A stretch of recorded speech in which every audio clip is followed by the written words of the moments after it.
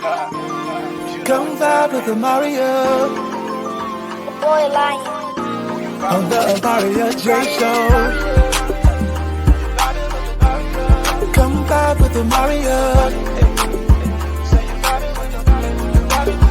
Tune into the queen if you wanna feel blessed. She gon' show love, why the world is so precious. It's the God in me. She don't settle for less. If you're rocking with the king, then you're rocking with the best. Why you rocking with Amaryah? On the Amaryah J Show. Welcome to the Amaryah J Show, where Jesus Christ is first, and guess what? He loves you. Today, I'm so excited to have as my special guest, my cousin Namphuyo. Namphuyo is a recording artist who started at the tender age of 11 years old. She has been blessed to grace many stages. At the age of 13, she became the principal lead voice for her mom, international recording artist, the legend Betty Wright. Everyone, please, I introduce to you Namphuyo. How are you doing? Hi. How you doing, cuz? What's going on? I'm doing good. How are you? I'm good. I am blessed. That's amazing to hear. So, welcome to my show. I am so excited. Every time I do shows, I'm very, very excited. But well, thank you for having me. No problem. Thank you so much for coming. So, please tell us, who is Namphuyo? Namphuyo is a little girl from Miami, Florida that, that grew up in the music industry. I grew up in the industry because my mother, Betty Wright, was a singer and she was pretty popular, So I got to... Namphuyo Aisha is mostly music. I always tell people I'm 95% music, 5% other. And the reason why I say that, because my music is the one thing that I don't know I know where it came from, but it's not anything that I did. I didn't study. I came here with the music. So it's my connection to God. So that's why I always say I'm 95% that. And then whatever is added on to that, that's a part of me too. But that's who Namphuyo Aisha is, music. Well, yeah, I can tell it's going to be a really fun interview because I love music and I love talking about it. Anyways, yeah, I love music also. I said this in the first interview. I said that music is my happy place, because I also said that music brings like a different side of you. Like you can do a whole bunch of stuff with music. And yeah, I love music, and it's just something that I've always loved since I was like 1, 2, 3 years old. Yeah, it's been that long, crazy, right? Anyways, yeah, it's crazy. I have literally been singing my entire life, to be honest. That's how much I love music. So I mean, yeah. Same here. Yeah. Even before I could actually sing, I was singing because I thought I was sounding a lot better than I was, but in my head, I could always sing. Yeah. Oh, okay. So, please tell us, how did you get started in the music industry? Well, as I said before, I grew up in the industry and around music, so it was kind of expected of me. But at a certain age, I wanted to go in another direction because our whole entire family does music, and I was just another musician and not the best musician in the family either, or not the most talented. So I didn't, as well, some of my older family members or some of our older family members looked at me and they saw a potential. I didn't really see that because everybody was so good and professional, and they were they were on TV, they were in groups, and I was like I'm not gonna, I'll never be able to do that, because I was just a little kid. So I kind of, I really hit the books hard, and it was, I believe, around the age of 4. And I know I just acted like I just lived a whole lifetime before I did it, but I didn't. It was around kindergarten when I realized that I couldn't get away from music. The music that was inside of me was like, it was boiling over by that point. And at that young age, my mom, I went to my mom and I was like, I'm ready. And there's a little clip that's on, if you go to YouTube, you can see, actually, I'll send it to you guys, where Don Cornelius is like, where's that little girl? And she was like, home, mad because she not here, because she said she was ready. She told me she was ready to perform. So that's kind of when, in my mind, when I got started, because I haven't changed my goals or my vision since then. I've always been headed in the same direction. Like at that age, when I would see my mom getting dressed for shows, like I would throw tantrums because she was like, "You're not ready to go on stage with me yet." I didn't even realize, that was my mom. I didn't realize, like, your mom is famous, fool. You can't go and get on the stage and mess up her show. But I thought, I basically threw a temper tantrum from 4 all the way to 13 when she let me join her band. That's a true story. So that's how I got started. And, when she realized that I was serious about it, the first session that I did, it was a reggae session at the studio now is called the Hit Factory in Miami. It was quite, what was the name of it? Criterion. I did my first session there and I was just about 5 years old. And I did my first recording session. And in my head, again, I was professional. I was not a professional yet, but I thought I was. That's when I did my first paid session. And I thought I had made it. I thought I was headed to Hollywood. Whoa.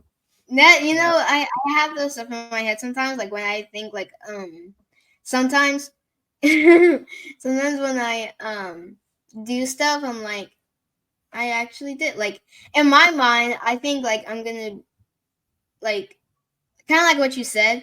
In my mind, I think, like, I actually did it. Like, there's no, like, nothing gonna happen now. Like, I actually did it. Then I realized, oh wait, there's something going on here. I don't. Yeah. So I have those stuff in my head. I think everybody does. When you think you finally did something, but like you realize that, like, hey, like there's still more stuff to do than just that. Yeah. I think everybody has that. That's true. Yeah, because those hard lessons. So have you always seen yourself doing music? Yes, I'll say majority of my life. Yes, I have never. I couldn't see myself not doing music. It's been so much a part of my life it's like it's as natural to me as breathing or getting up and walking around. It's always been a part of my life. But I did have a period where I tried to get away from it several times of my life. I said I can't do this no more because I thought that music was only about being famous and it was only about recognition. And once I got past that phase, then I realized that if singing is what you want to do, is a lot of different ways to stay involved in music. And not all of it is being an artist and being on stage. That's just one thing. So when I got out of that phase, that's when I stopped being disappointed, because that's what makes you want to run away. It's the disappointment of thinking I made it and then you didn't make it yet. You know what I mean? And in my case, I had to live under a very, very huge shadow, which was my mom. You know what I mean? Like I was beneath her wings and I was happy being there, but it was hard as a solo artist trying to prove myself, because they figured, hey, if she can sing, she's supposed to be able to sing, because that's Betty's daughter, and whatever she has, she probably gave it to her. A lot of it she did. A lot of it she didn't. I had to make my own name, but it was still disappointment after disappointment. So while yes, I always had music in me, I definitely tried to get away from it. But I realized that there is no running away from music. Not for me anyway. Mm-hmm. Yeah. It's there to stay. Mm-hmm. Yeah, a whole bunch of people, when you are a daughter of a technically a celebrity, people think that, oh, since your mom has this, you probably have it too. No, that's not how it works. Right. That's not how it works, because your mom could have something, but you don't have what she has. Right. You know, your mom could be famous. You probably is not famous. You know, Right. you can be famous and your mom's not famous. You know, like, you know, Right. there's there's an issue there, because people always think that, oh, since you are a daughter or a son to a famous, celebrity, then that means that, like, hey, you're supposed to do what your parents are doing. And no, that's not true. You're supposed to do what you want to do, and whatever you want to do, you go ahead and do it. I said this before. You always have People need to understand that, like, everybody is different. What if that child doesn't want to do what their parents want to do? If their parents sing, the child probably doesn't want to sing. If the parent is dancing, the child probably doesn't want dancing. Sometimes they want to do it because they're inspired, but not all the time. Peer pressure leads to, like, disappointment, like how you said. And peer pressure makes people want to stop doing what they love to do because they're so convinced that people are saying all these other stuff. So I'm like, don't do that, because it's not good to peer pressure. It's not good to force somebody to do what you want to do. You're not supposed to peer pressure at all. Right. So, And you cannot live inside of other people's fantasies of who you are supposed to be. You have to be yourself. It's very important when it comes to peace, living a peaceful life. Yeah. Because a whole bunch of people are living under it can be like their siblings, their older siblings wing, or their parents, or their uncle, their auntie, whatever. And that's stressful. Yeah, it is. It's very stressful. And people need to stand up for themselves, because a whole bunch of people, they're afraid because of what that person's going to do to them. But, like, you have to know that, like, God is on your side, and if he is on your side, you can do anything that you put your mind to. And you have to remember to always stick up for yourself, because if you don't stick up for yourself, that person's going to keep taking advantage of you, and they keep going to peer pressuring you and forcing you, and you're going to be stressed. You're going to have a whole bunch of stress. And you're like, stand for something or fall for anything. If you let them keep taking advantage, guess what? You're going to be stressful as ever. You're not gonna get past that terrible trial. But if you stand up for yourself, guess what? They're gonna leave you alone. That's right. Especially if you resist. You have to resist, and that's something. And I'm happy to hear you say that at your age, that you already know that, because you're not gonna you'll have a much more peaceful and happier life if you are true to yourself and not what others think that you're supposed to be. And a whole bunch of people think, okay, I'm sorry, this is a really good topic. Oh yeah, we could go on and on with that one. Yeah. That one. Yeah. Okay, I will say this one last thing. I'm moving to the next question. Anyways, a whole bunch of the people think that you are supposed to do something totally different, but that's not the truth. You're supposed to do what you want to do and what you love to do.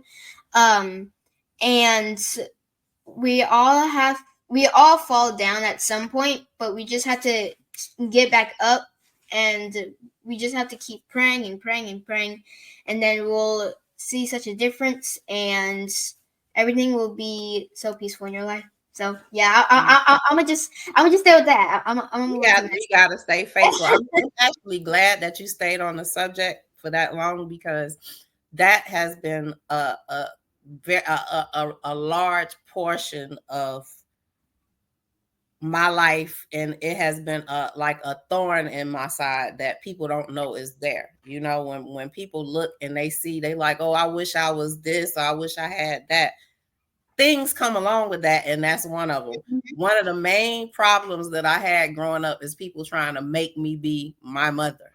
That's what they wanted me to be. And my mom was always, she was just amazed at me being myself, but not the world. The world wanted me to be her. And even now, even now, I have to remind people, Aisha over here, it's not. So I'm actually happy that, because I feel like I vented a little bit. I feel like I got a little bit off my chest today. So thanks, cuz. No problem. Yeah, a whole bunch of people want to compare themselves. And I said this in an interview. I said, don't compare yourself to other people, because you don't know what that person had to go through during that time to get where they are today.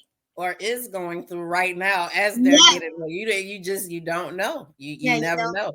I don't, one thing about it, you just said a mouthful, because I don't want to be in anybody else's shoes other than my own. I know how to navigate my own shoes, but other people, they always got something extra going on. That have your lovely life. And I'll have mine. Yeah, I always say this: don't compare yourself to nobody, because you're not a comparison. You wasn't born to be a comparison. And you just have to understand that, like, this person that is or had to go through something, you probably have to go through the same thing too. And you're like, why did I say I wanted to be this person? And they're being in such a terrible place, and they're wondering, like, wait, why did I say that? I'm my own self. I can do whatever. Like, I don't have to compare myself to anybody who I like, because a whole bunch of us, we have an idol and we want to be that idol. And it's like, no, don't compare yourself at all, because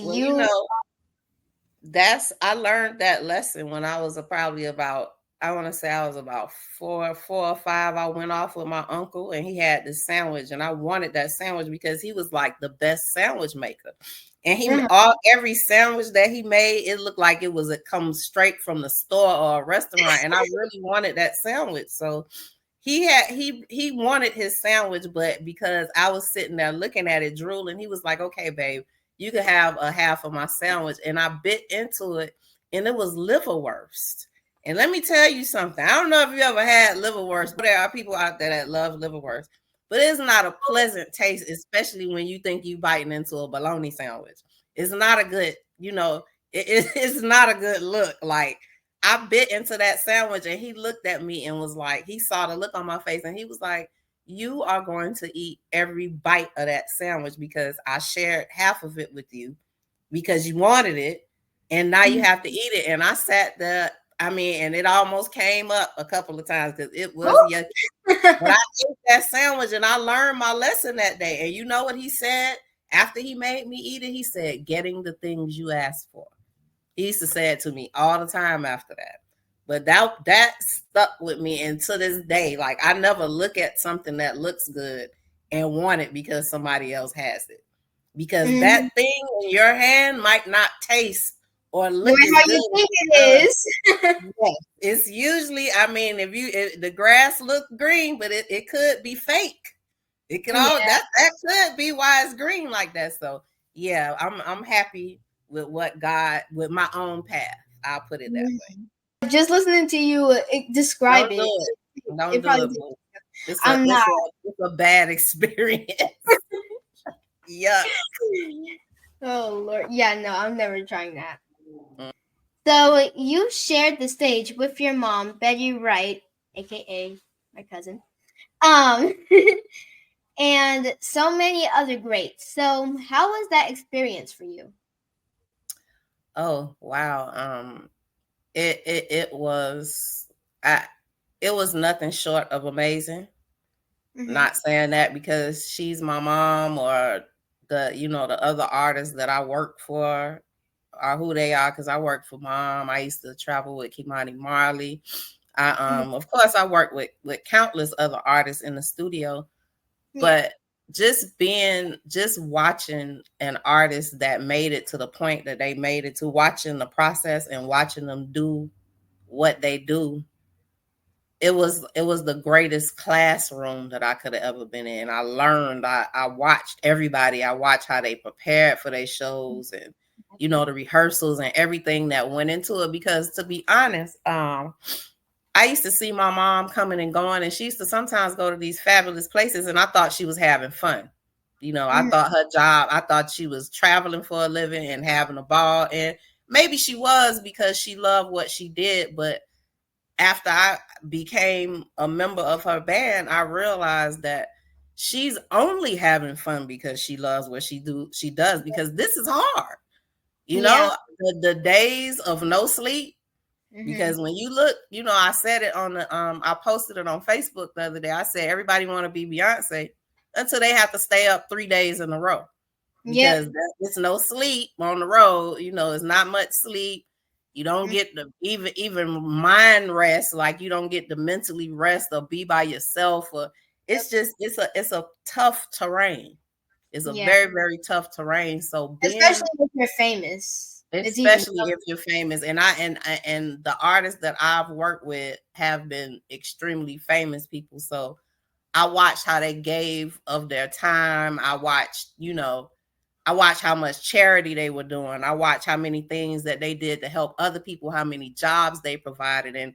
And the reason why I know you asked me about stage, but all of this goes into a stage show. Like everything that I'm saying, that artist and who they are, it all embodies what happens on the stage. So I watched the process, and I saw, and I have a great amount of respect for all recording artists, even if they look slow to the public. Because I know it's some artists, they be like, oh, he's slow. Listen, no weak, no slow, no disabled in any way person is doing that job. Even if they appear to be that way to you, you have to be very, very intelligent. You have to have resilience. You have to have endurance. Like there are things that you must do if you want to be an entertainer. And another thing is they have a very thick skin. So when you see them with the breakdowns and all of that, it's because they can't take it anymore. They've been taking the abuse from people, what they say, how they viewed and all of that. It's a very hard job. It's mentally taxing. So for me to be a part of it and not really have to be out front and take the brunt of it, because I watched my mom like go through a lot, and she was alone. And just seeing her process and how she would go out there and she would turn on this personality and like light up the whole room and command the whole room, and everybody's doing what she says. And I was just in amazement up until the last day on stage with her. And that's the only, like I said, it has been nothing short of amazing for me. I learned. All I did, it was a classroom. Yeah. Because people doesn't know, like you said, everybody wants to be Beyonce, but like when they find out that like it's much harder than you think it is, they want to turn it down, and they're like, no, this is the consequences. But like, there's a whole bunch of stuff going behind the scenes. Like people have no idea, and then they want to be that person. Then behind the scenes, when they realize what actually happened, they're like, whoa, all of that stuff happened. Like you would have never known, because people actually go through that kind of stuff, and they make it seem like everything is perfect. Right. It's very important that we be cautious of what we're saying, and we be cautious of what we hear, because everything that we hear, not everything is a lie, but like some stuff, that we hear, I don't want to say a lie anymore. I would say, well, it's either the truth or a lie. Well, yeah, I'm gonna say it's not. What is it? I'm gonna say it's not truthful, but okay, that's fine. I call it what it is. I mean, even after my mom passed, because I'm talking about things that happened behind the scenes, but there were things that were happening behind the scenes that I didn't know about. You know what I mean? And now it's like I have more respect for her now than I did then, because I didn't know she was dealing with all of this, and then she made it look so easy. Yeah. You know, That's what took her years to build, like I'm trying to figure it out in a short amount of time. And I'm like, baby girl, you are really busy. She was really, Mhm. really into a lot of things. And I just, I really have a respect for what she did, for how she was able to do it for that amount of time and not engage in some of the darker things that do happen in the industry. She never engaged out. And I wondered why I'm like, why are we always in church? Why we gotta Mhm. be in church 6 times a week for 6 hours a day? Like, it was for me as a kid, I didn't get it. I was like, why is she like this? Why do we have to 6 live hours in a day? That's but crazy. the services in our church were 6 hours long. And I'm not talking about like all of the services together. I'm talking about morning, morning service, afternoon service, and evening service. And they all, like, we were in church all day. I used to make a little bed, a little pallet under the pew because I couldn't take it no more. But she was that way because of, because the industry has a dark side. And she thought that it was very, very important for not only for her to maintain her relationship with God, but for her kids to also have their own relationship in case she's the one that need to be prayed for. You know what I mean? So we had that thing going. And it was just so many facets to who she was as an entertainer and how I watched how she protected herself. It was just a lot that I didn't know that I was protected from and that she shielded all of her kids from. And I'm just, I'm grateful in that area too. Because a lot of kids like me, they didn't have that same type of protection. And some of the stories they horrific, and God bless them. God bless them, and they, especially in their adult years, that they don't carry that into their relationships with their kids and everything. Because my mom, as an entertainer, I feel like she did it. She did it because she loved us, but she did it. It was like she was the person that she felt like it was her responsibility to take care of everybody, both spiritually, financially, all of that. So after a while, she did it with this purpose, and Yeah. that's what I take into my own career. Like, if it's no purpose for you to be here, if your only purpose for being here is to make money and pay bills, then just go home. Just go home, get in the bed, and find a reason. Find your purpose. And that's, I learned that from being around her. This thing, it have to be done purposefully. It has to. You know what I mean? It's not just a stage show. It's not just being on TV. It's not just the money. You got to have a path and a purpose, or it's just no reason for it. Yep. And Yeah. that comes with good and bad, though. It's not all good. It's both. Yeah. It is. It's for good and bad. And like you said, you have to have a purpose. And when you said that, your mom always thought that she had to take care of everybody. Um, yes and no. It's good to, be polite and, be nice to people. But one thing that you have to understand is that you also have to take care of yourself. A whole bunch of people are taking care of a whole bunch of other people, and they're being so nice to them that they don't even have time for self-love. And And that is why my mother is gone at such a young age, because she did. She took care of everybody and she took care of herself last. And you can't do that. Because if yeah. you do that, then you can't help people when you're down. So you have to be up. You have to take very good care of yourself.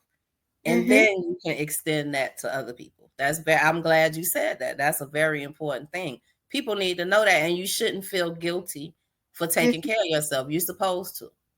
Yeah, because You're I supposed to know. mind your temple. Mhm. That's Like you not have. how it goes.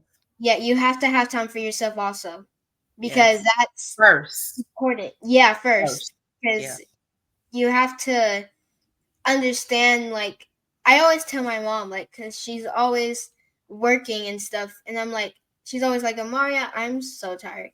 I'm like, get rest, and she's like, no, because I have to finish this thing. Then when I go out and I come back in, I see her doing something totally different, and I'm like, Mom, you need to, if you're tired, you need to rest. And then she's like, I need to do this. And I'm like, Yeah, your mom is a special case because there's no way in the world. I've watched her over the years and how she tirelessly works for herself and other people. And it just, I'm sorry, I love to work. And I got a lot of work endurance and all that, but it ain't no way. It ain't no way. Miss Talisha, she works entirely too hard. Yeah, like I used to look at your mom and just get tired just from watching her because it's like it's too much. And I don't understand like that. That's what I was saying about my mom. Like it was certain things about her. I know how she did it. Because I physically am not like able to do it. I'll be asleep. I supposedly in my heart, I want to help you. I'll be over there snoring. I can't keep them hours and do all that stuff. I have to help in sections. Like, okay, I'm gonna take a 3-hour nap and then I'm coming to help. Yeah. And that's what I don't want to say she probably doesn't understand, because she does understand, but like she always works and works and works, and every single day, Mama works probably 10 hours. Or 16, depending on which day it is. Yeah. She works every single day, every Monday, Tuesday, Wednesday, Thursday, Friday, Saturday, even on Sundays. I know. I know that you are telling, you sound just like me. I used to say the same thing about my mom and your mom. Like, have a seat, take a nap. Right. You need naps. They important, but they can't. You do realize that she can't stop. Can't stop, won't stop. She's never going to. No, it's not that. It's because she always. I mean, like sometimes she does take a nap, but not often. Yeah, that nap probably. The only time when she sleeps, the nap probably takes her, not the. She probably just fell asleep. No, like. Oh my goodness, you are so telling the truth, though. I have said that so many times. Like, my, how do you do it? I don't know. Like literally, the only time when she takes naps is when it's nighttime and we actually have to go to sleep. Yeah, like when your body just okay, go to bed. That's how she goes to sleep. Yeah, literally, when I wake up, because my mom is up before me, because she has to work, and I'm like, I wake up. Sometimes I sleep in my mom's room, so I wake up. I see her on the computer desk looking at her emails, because people also have to understand that like you need rest so that you can do the stuff that you need to do. Your body really need, like, sleep is not it is not something that is optional. It is a necessity. Your body needs to fight sickness because we breathe toxic air, we drink and eat toxic food. I don't care even if they say it's organic and all of this. We don't know what is going on. We don't know what is in it. Yeah. We don't know unless you're growing it yourself. You don't even know what you're consuming. So your sleep, that's your time for your body to regenerate and give it what it needs to fight illness and things that we don't even, invisible enemies that we can't even see. So that's the one thing that, that my doctor had to explain to me, because I don't sleep much. I've never. You need to. I said, yeah, I can't though. I can only sleep 4 hours at a time. I tried. That's my entire life. It's just the way, whatever schedule my mom was on when she was pregnant, that's my schedule. I sleep 4 hours. I wake up. My grandma had the same schedule. My mom. When I get up, if I wake up every 4 hours, I could call both of my sisters and they'll both be up. Like we all, it's just something. I don't know if it's genetic or whatever, but what I learned to do was take naps throughout the day so I can regenerate. Because during the time when I wasn't taking those naps, I was like, what's wrong with me? Like, why every time I get sick, I'm sick for like 2 weeks. And I'm like, why is everything so hard on my body? Like somebody could catch a cold. I catch the same cold and it almost killed me, but it was because my body wasn't giving it enough to fight the illness, So I learned, after I learned to take naps, like it turned my whole life around. Exercise and naps. That's what did it. That's my medicine. Whoa, that's Yeah, that's why it's really, really important to rest and let your body take a moment to just, like get more energy. Right. And that's why I keep telling my mom, she not listening to me. Mommy, you heard that? Anyways. We gonna give you some Benadryl time. You gonna get your sleep. Benadryl, 2 Benadryls. I know what to do for you. Not the Benadryl. Oh my gosh, that was hilarious. Oh Lord. Okay, that was funny. Wait, hold up. How do we go to the experience with you performing with your mom to talking about sleep? I don't when we talk, it veers left sometime. It is Yeah. what it is. But I will say this is all and it's a part of it, because if you on stage, you got to get your rest too, and it's not much sleep, so you got to grab it. You got to grab that sleep when you can. Yep, because That's why you hear about entertainers like, they'll be in the middle of a song and they'll just faint on stage, and it's like, what's wrong? I've seen that. No water, no sleep, no food for days. Your body will be like, okay, you play with it if you want to. Mm-hmm. You watch your knees give out from under you. And Yeah, I've that's seen what that. that is. It's all a part of it. I used Mm-hmm. to teach vocal classes, and I used to always tell my student how important it was to take care of their body, how to get rest, that they need to at least walk to clear their mind and drink water. And it's a lot of things that go into just being a singer. And then it almost feels like I'm pampering myself. No, this is a part of your job. It's keeping yourself healthy. And it's a part of everybody's job. Yeah. Not just entertainers. To give yourself waters, to take long walks and think, because your mind needs to be clear and you don't need to be overstimulated, and to maintain your checkups, all of this. Everybody needs to be doing this, because it's not pampering yourself, it's maintenance. You got to keep the car moving, you know what I mean? Because this thing breaks down, trust me. If you don't take care of it, it will break down on you. Even though like we're laughing and we're having fun about it and stuff, take care of your body. Please, please, please be aware of what you're doing to your body when you are rejecting rest and rejecting yourself. So, what is BWL Entertainment? BWL Entertainment is a company that I started with my sisters, Asha and Patrice. It is what used to be Miss B Records is now BWL Entertainment. Miss B Records was my mom's record company. Mm-hmm. And she was one of the first independent record owners in Miami, label owners. And it's the new version. BWL Entertainment is where, when you see us release music and movies and everything artistic, is gonna come from that entertainment company. Is where is where we sell our merchandise and our hoodies and all of that stuff, and all of this nostalgic memorabilia of hers, like candles and different things like that. So that's our company that we have together. Oh yeah, my mama loves candles. Oh my God, I have to send y'all some candles. We have some really good ones. Yeah, she loves. We have a partnership with Wick and Glow, and they make some really good organic candles that are safe to burn and that don't. Again, with the toxins, we want to at least reduce. We can't completely get rid of it, but we trying to be as eco-friendly as possible.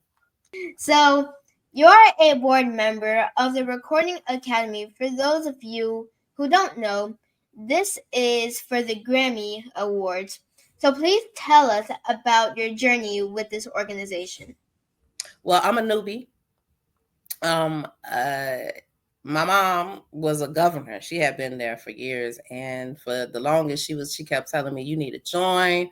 And I can't say that I wasn't interested in it. I just didn't I didn't really pay it attention. And then all of a sudden it was like, I started getting these phone calls, and it was like, you're going to be on the Grammy board. So I ended up exploring what it meant. And I kind of dove into it face first. And this last election, they tried to get me to run for governor, but I think that, I kind of want to get my feet wet and find out where I could do the most good before I go grabbing high ranking positions and all of that. So right now I'm a voting member, and I'm at the phase where I'm really, really learning the organization. And I will say this. I love the Recording Academy. I love everything that they do. They have health care for musicians. Even shelters that they can stay in. That I don't think musicians even know these things exist. Like, they have health coverage for members, and it's a lot of different programs and charities that they help people. And I like that they go to Capitol Hill and they advocate for music laws. A lot of beautiful things are happening.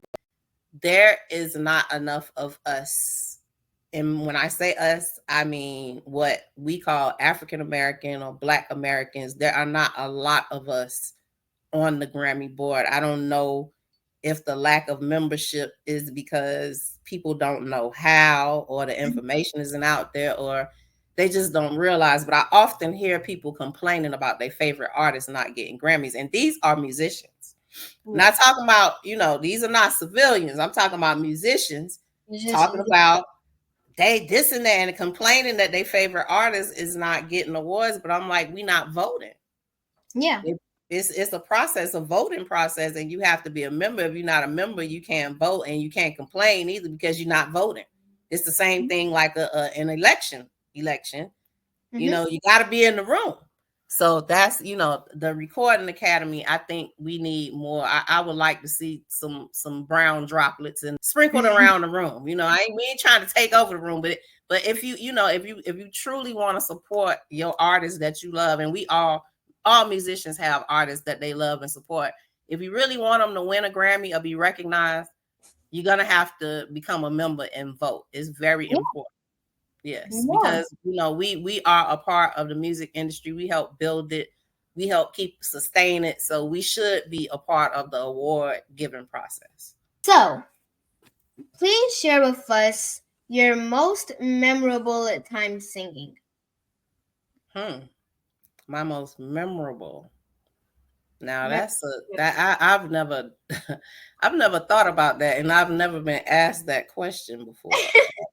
Wow.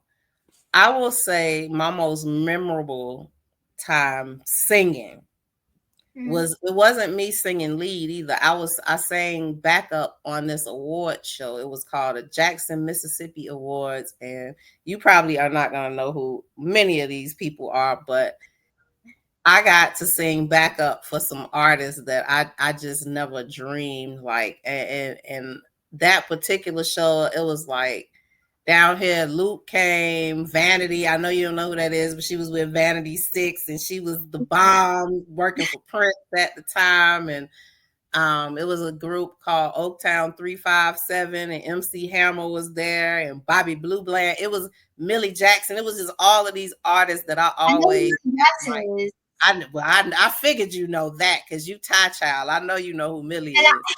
But it was all of these artists that I just admired so much. And I remember standing there. Usually when I'm working, I kind of just get through the work day. But this one particular day, I was able to be inside of the moment and really appreciate where I was standing, because I was only 13 years old. And I'm like, you 13 years old and you singing background for some of the most prominent figures in the music industry. And that I'll always remember that moment, because I realized, like, you working, you doing it. Like you said before, like, I'm not just thinking about it. I'm doing it. I'm making it happen. I might not be where I want to be right now, but I'm definitely on my way, And I think that was my most memorable moment. And watching my mama coordinate the whole thing and how I was just like, boy, I came from something special, You also sang with a group called Daughters of Legacy. So tell us about this. My god sister, Keisha Jackson, which is Millie Jackson's daughter, she came up with this idea that that we would, I guess, do a girl group. It didn't start out as a girl group. It just started out as a performance or a show that she wanted to promote. Because years earlier, we were supposed to do a show with our mothers, and it never came to fruition because our mothers were so busy. You know what I mean? And it just never happened. And years later, Keisha and Jamesia Bennett, which is Ann Nesby's daughter, they came up with the idea to just for us to just do it. They were like, we don't need the mamas to be there. We could just do it on our own. And then, they called me and Heather Hayes and Robin Charles, which is Ray Charles' daughter, and Isaac Hayes' daughter. And we all decided that, that we would do a stage show. And then as we did shows and tributing our parents, it became evident that we needed to do our own music. So eventually we became a girl group, and we ended up winning Artist of the Year over there in London. We won the best new artist of the year. And, it was like, it was very surreal because it's like, it's a group of girls. We get along. We all have similar backgrounds, so we can share our stories without worrying about it being on social media later, because everybody understands the situation. So it's just, those my sisters, man. I'm so glad that I got involved in that group of people. Well, that's so cool. So you're not just an artist, but you're also a makeup artist. So yes. What made you take a liking to doing makeup? Because I love it. I'm just saying.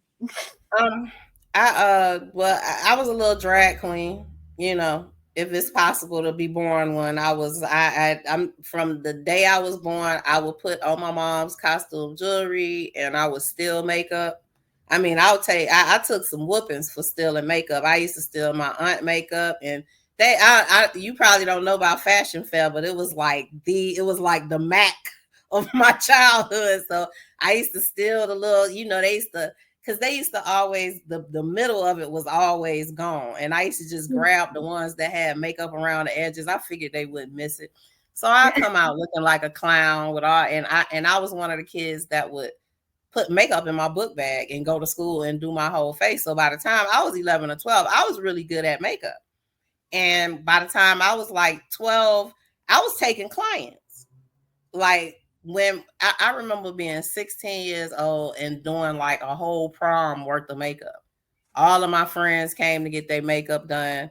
I was catching a Metro Rail to people's houses with my little kit to do makeup. So I always wanted to be a makeup artist. My Aunt Jeanette and my Aunt Margaret went to beauty school, and they used to win all the competitions. So I always figured that I would get into it. But what I didn't expect is I went to school for makeup, and I really, really got into the skin part of it. I became a skin specialist. And then the other side of it is the movie makeup, which I never anticipated doing. And I ended up loving it more than anything. So I'm really, really stuck on the FX makeup.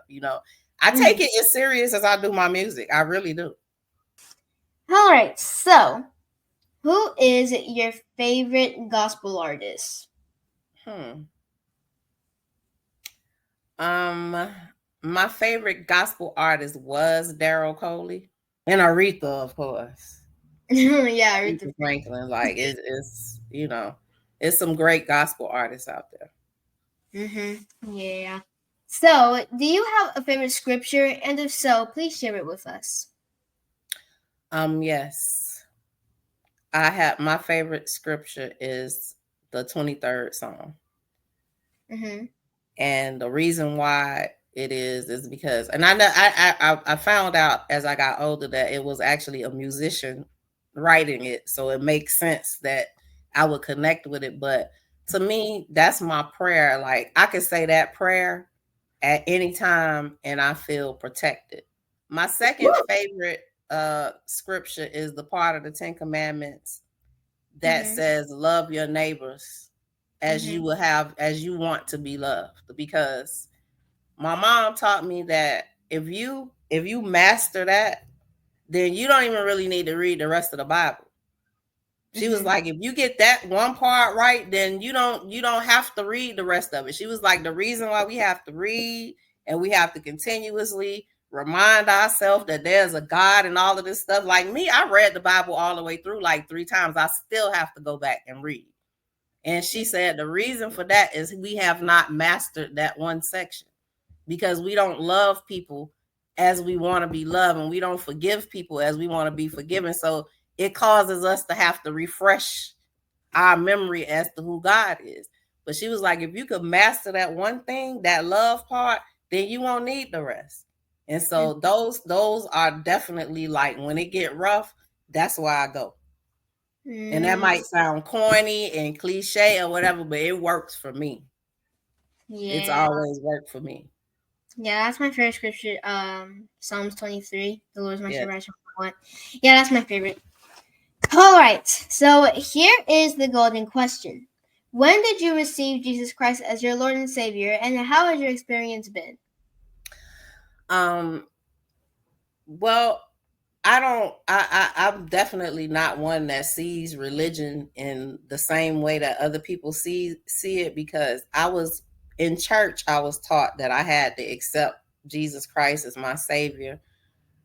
But even when I was going along with the program in church, I always realized that it wasn't necessary for me to do that, because I came here with that knowledge. As well, other people, I felt like they were trying to find it, or they felt like they didn't have it and somebody gave it to him. I always felt like I was born, like my relationship with God always came before my mama and everybody around me. You know what I mean? Like I used to talk to him about my family. I used to be like, yo, big head daughter talking about my own mama. You know what I mean? Then whoop me for something I didn't even do. And I always had this relationship with God that I didn't feel. I felt like I already knew Jesus before I got here. So at 12 years old, when my mom finally said, well, it's time for you, to decide if you want to get baptized or what. And I wanted to be baptized, but really only to appease the people in the church, because I was like, Jesus is with me. I don't have to, that's my brother in Christ. I just feel like he always was. It was me and Jesus is a package deal. It just is what it is. Okay. So, who are some people that really inspire you? Well, of course, my mom inspired me. My grandmother was a really, really big inspiration for me, because she was a tiny, itty bitty little thing, and she ran that whole family like, she ran it with an iron fist, and everybody, like, she's the only person that I've ever been even remotely afraid of. I was petrified of my grandma, and not because I thought she would hurt me. It was because of her strength, and I knew she had God's email address, and she was just not the person to mess with. So, that was her and my mom that I watched, like the two of the most successful business women I've ever seen. Like they both became millionaires. I don't know how, but they did it on their own. Like from the projects all the way to the penthouse. I watched those ladies. So my Aunt Jeanette, watching just really the women in my family, and other people. I had teachers and whatnot that influenced me. I had a drama teacher named Joycelyn Thomas. She was very, very vital at teaching me performance skills. And I had music teachers that I loved. And, some of them I can remember the names, some of them I can't. But I think that, in the 80s, we had Eddie Murphy and Prince, and all of that influenced me. If it was entertainment and it was good, I was influenced by that person in some shape or form. Please share with us what's next for Namphuyo. Well, Namphuyo has a lot that's going on. I have an EP that I plan on releasing in 2025. And it's some really, really amazing songs on that. So I'm looking forward to that. In December 6th, I'll be releasing some music with BWL, and it's a Betty Wright Christmas song. So I'm excited about that. And we have the documentaries. I have documentaries on both my mother, Betty Wright, and my stepfather, King Sporty, who wrote Buffalo Soldier. I have that I'm working on, and there's a docu-series also about my mom that I'm working on, and I'm writing movie scripts. I'm pumping out music. It's gonna be BWL Entertainment has a lot to that is coming in the very near future, including a tour, a stage tour where we do a tribute to our mom, and that's gonna be really good. That's all gonna be, it's all coming up, and it's some exciting, really, really exciting endeavors. So yeah, I look forward to bringing, to continuing the legacy. Mm-hmm. Yeah, I'm really excited too. You know what? We're gonna have to record a song together. Anyway, I'm down. I'm down. So, Namphuyo, please tell the listeners how they can connect with you. The best way to connect with me will be on Facebook. I have a TikTok, and I have an Instagram page. On Facebook, I'm Namphuyo Aisha McCray, and on Instagram, I'm Namphuyo76. You can look me up. As well as I have pages for my mom. You can look up The Real Betty Wright, or www.bettywrightofficial.com. Those are all my sites. You can also you can hit us up on TikTok, and I'm just The Real Namphuyo on TikTok. So you can find me. Well, first of all, if you look up Namphuyo, guaranteed not too many people are going to come up other than me, because it's not that many of us. So, not that many people. If you look up Namphuyo, there I will be, and I'll be somewhere in the mix. You can find me, and my hair is always blue, so just look for the blue hair. You can spot me. Yeah, look for the blue hair. Yeah, and there's not that many people named Namphuyo, so like, you might be Namphuyos have regular hair, so you can't miss me. Yeah. So, to that person who is tuned in right now and needs an encouraging word, could you give them an encouraging word, please? An encouraging word. Never, never, never give up. That is from Winston Churchill. I remember my mom asking me, what does the plaque that I just gave you, what does it say? And I said, it says never give up. And she said, no, it says never, never, never give up. That's what it said. So that means after the first time when you feel like giving up, keep going. When you feel like giving up again, keep going. If you feel like you can't take no more, keep going. Never, never, never give up. That's my encouraging word of the day. You heard it. Never give up. Okay. So, Namphuyo, it has been a pleasure speaking with you, and I am looking forward to seeing you do more amazing things. Thank you so much for taking a moment to vibe out with me on the Amaryah J Show.